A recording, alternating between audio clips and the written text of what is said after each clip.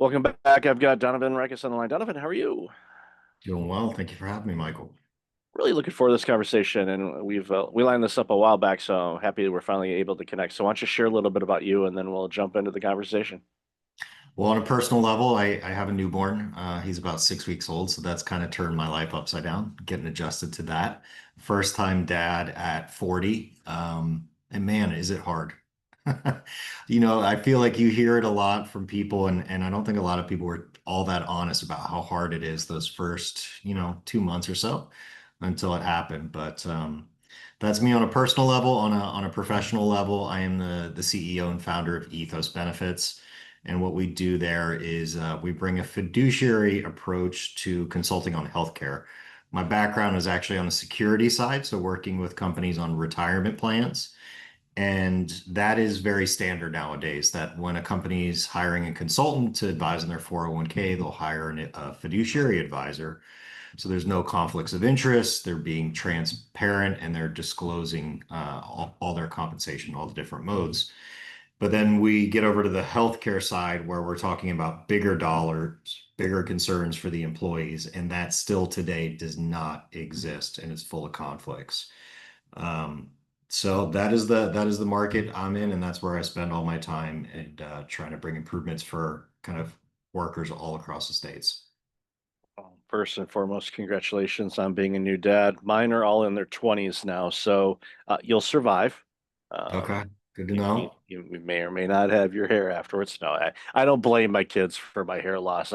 That's hereditary. I know what my ancestors look like for the ones that I met in person and the photos that I saw. So I knew the dice that was rolled, and I knew mine was eventually gonna start falling out, and I just decided, well, since part of it is, I'm just gonna shave it all off. So that was that. But no, you'll survive on that, and it's a blast. It'll go by really quick. I will tell you that.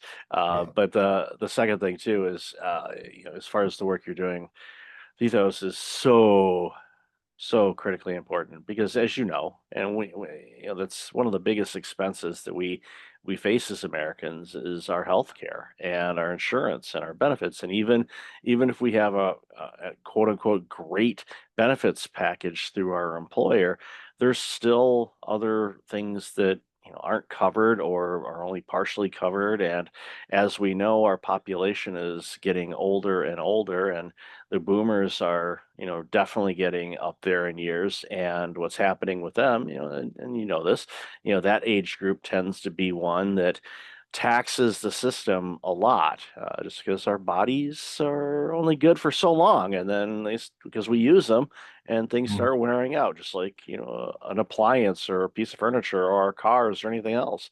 They just start wearing out, and it can be a big challenge. So when employers and organizations and employees are trying to figure this thing out and come up with something that is the right size for everybody individually, that it can be a big challenge. That's why I think it's important in the work that you're doing and trying to advise companies, okay, what should it look like, get an idea of what your employees are like, because there's companies that, are relatively new, in the age group, it tends to be a little bit younger, and they historically tend to use the system a little bit less, but that's even changing, unfortunately, due to stress and everything else that's going on in the world.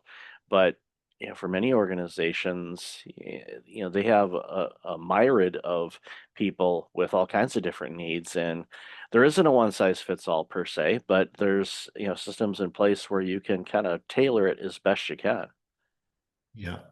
Yeah, I think that's exactly right. It's not a one size fits all. Every company's different, from a cash flow competitiveness standpoint. Also, what they need to offer their people. Also, what they've seen in results in premiums increasing. I mean, all companies have seen premiums increase, some much more drastically so. And the problem really in our industry and the healthcare, people call them health brokers, employee benefit brokers, is they have been very much trained to offer a one size fits all solution, and that comes from one of four places. We call them the BUCAs in our line of business, Blue Cross, United, Cigna, Aetna. And a lot of companies have been led to believe that this is it. This is the depth of their options. Pick the least worst of the four annually. And if you did that, congratulations, you did your due diligence. But that is very, very far from the truth. And we're starting to see kind of a parallel path to what happened with 401ks and then the litigation that followed. We're now seeing that same thing move over to the healthcare space, which frankly was the reason I left securities. So I was a fiduciary securities advisor, and I was very happy working with business owners and businesses until I did my first healthcare plan by accident. I kind of had an employer ask, and you just said, Donovan, I got, my broker came in. He said, I got to pay 37% more this year for all my employees. You could hear the panic and anxiety in his voice. Had no desire to do healthcare, but I said I would take a look at it. And long story short, we mitigated that increase entirely. We didn't take away any benefits from anybody. We didn't put them in smaller networks. We didn't increase their premiums. And what I realized when I was done knowing, financial services and the industry as a whole is really the reason he was misled was just because of the incentives and compensation on the broker side. And I didn't understand any of those. I didn't care. So I just went at solving the problem. And that's really the start of it. And now, because that big of a disparity kind of exists, employers are really being asked to step up their due diligence, both with legislation that's passed recently, but also litigation that has already started employee versus employer for their poor decisions in healthcare. Yeah, it's going to be a big mess as it gets all sorted out, but thankfully it's getting sorted out. It's going to take time, but ideally, for everybody involved, for the companies, I want the companies to be profitable. We need them to be profitable because Yeah. otherwise they go out of business. We need our employees to be taken care of, both from a compensation standpoint, but also from benefits. Hopefully, they don't need them, but if they Mhm. do, it's really nice when they're there, Yeah. and of course, mitigating those huge increases, as you said, every year it seems like, okay, here comes the renewal, and it's like, oh yeah, it's Mhm. up this. And, understanding that, oh, wait a minute, a big chunk of that is, kind of going, because it's been, a sweet deal for, the other parties that are involved in it. And it's, a situation where it's like, okay, somebody's doing well off of this. And again, I'm not adverse for people doing well in business, but there's a fine line between doing well and getting really greedy, which of course, companies, well, the company will pay for it. Well, yeah, the company's going to pay for it, but then what's going to happen is they're going to have to, in order to absorb those costs, like in the example you gave, if that company had to absorb a 37% increase, there's gonna be cuts somewhere else. Now, that might be Sure. in staffing, that might be, "We're not able to give out raises this year," and, that's something that, with cost of living and inflation and tariffs and anything else that's going on, um, that's news that people don't wanna hear.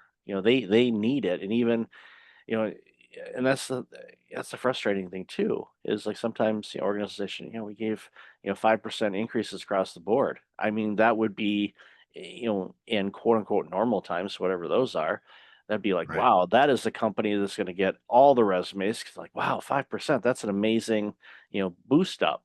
Well, and that doesn't cover things for people. And unfortunately, it puts companies in like, well, you should afford more. It's like, maybe they can't. Most small businesses cannot absorb that. Yeah. And, hence that's why, you thankfully you were able to help out that company and so many others to get the packages and the benefits that they needed to do what they needed to do. Yeah, there's really been kind of a detachment from reality, and also just like a departure from, any normal purchasing process when it comes to healthcare. And employers have really just been led to believe that you can do nothing to control the cost of healthcare.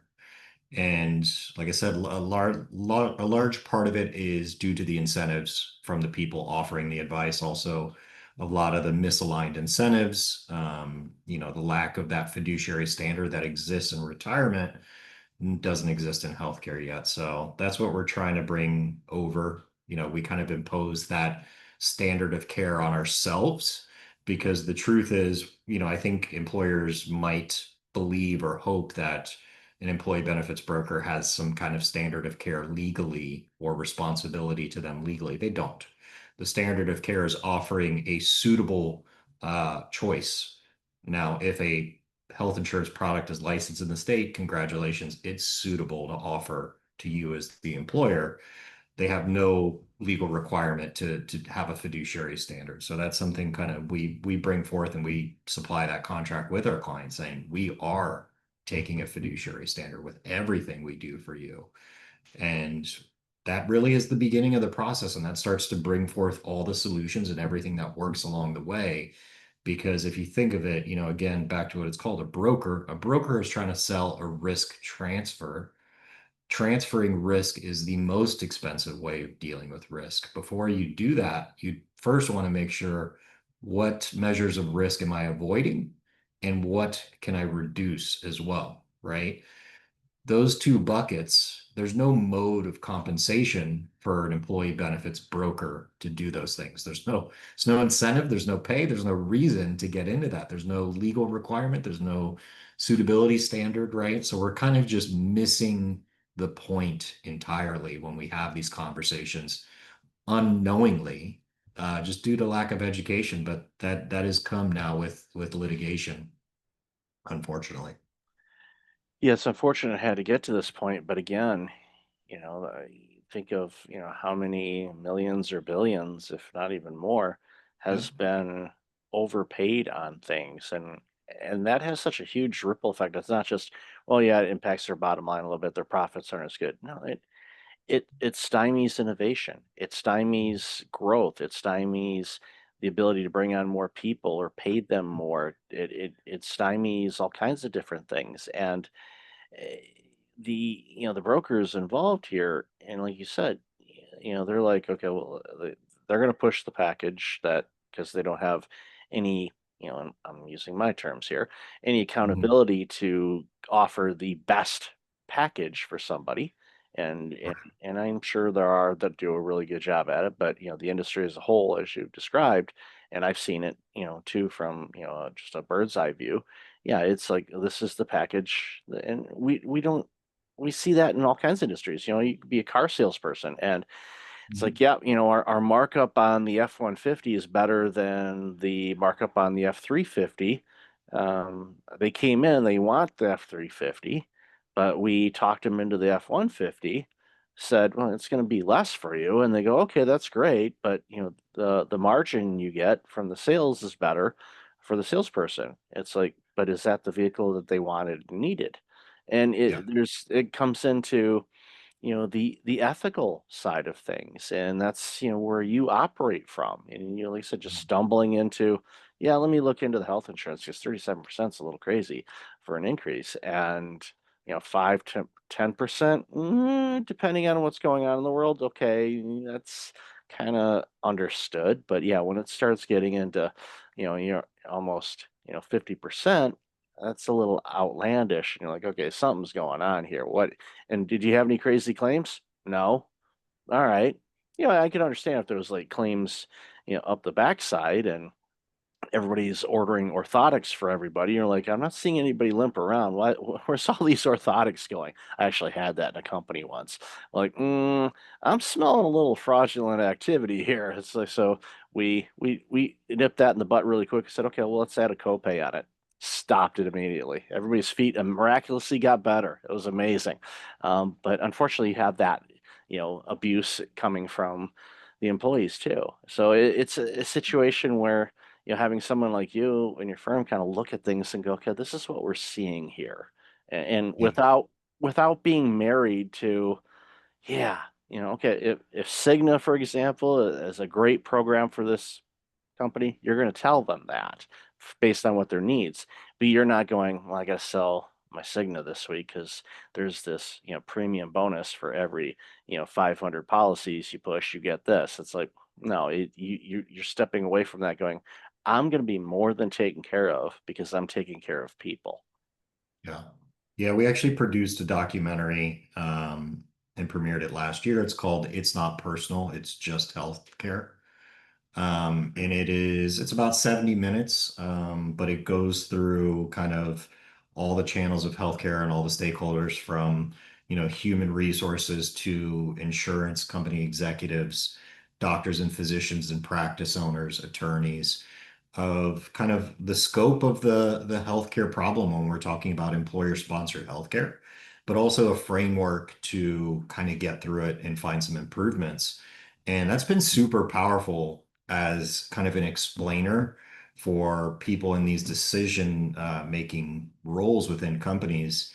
One of the things we're always trying to do first with a company is we're trying to create alignment in decisions. So both internally and externally. So we would be the external function where we're trying to align with their goals and make sure we're, transparent and compensate on that. But we're also creating, benefits committees internally within companies similar to that, how they have it on their retirement side, right? So we're forming a committee, we're making a charter and going about how we make those decisions and process.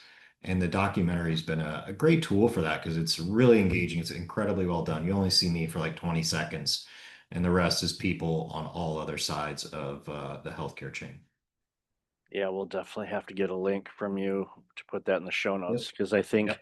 every employee should watch that and just Yes. society in general should watch it so they get a better understanding so they can, advise their employers so their employers recognize, hey, wait, we're, spending probably a whole lot more than they need to on this, and we can actually get something better and more in line with what we actually need instead of just the generic, okay, this is what you're getting. It's like you Yeah. want, it makes so much sense. So yeah, we'll definitely make sure that we link that in the show notes. So in closing, Donovan, what's if you're small to mid-sized business and Mhm. you're like, okay, I've had this, insurance guy or insurance person forever. Mhm. And they're like, but I've done this, it doesn't hurt them to reach out and get a different set of eyes on it. It's like you get diagnosed with a medical condition. In all likelihood, you should get a second opinion, depending on what it is. Sure. I would encourage that. But when it comes to insurance, a lot of people, nah, just go with that. But it's so funny. We'll price compare on all kinds of different things. But when it comes to one of our big line item expenses, it's one area where I think a lot of companies don't, or they defer to the broker and they say, well, we compared Blue Cross, Cigna, Aetna, and all these others. So they think, oh, that was the price comparison. When was it? No, I don't think so. So, Uh-huh. what are some things that when people come to you and they're a little bit concerned about, I'm not sure, what are some of the things you help them to kind of convince them, just hey, it doesn't hurt to take a look. Yeah, a couple of things. I mean, for one, to your point, like considering it as you would any other purchase, if you've been hearing the same things year after year, getting the same results, seeing the same options with carriers, obviously pretty clear sign that you should maybe expand the conversation, bring some other people in. But also, I think it's important for companies to know like this is usually the second largest cost within a company.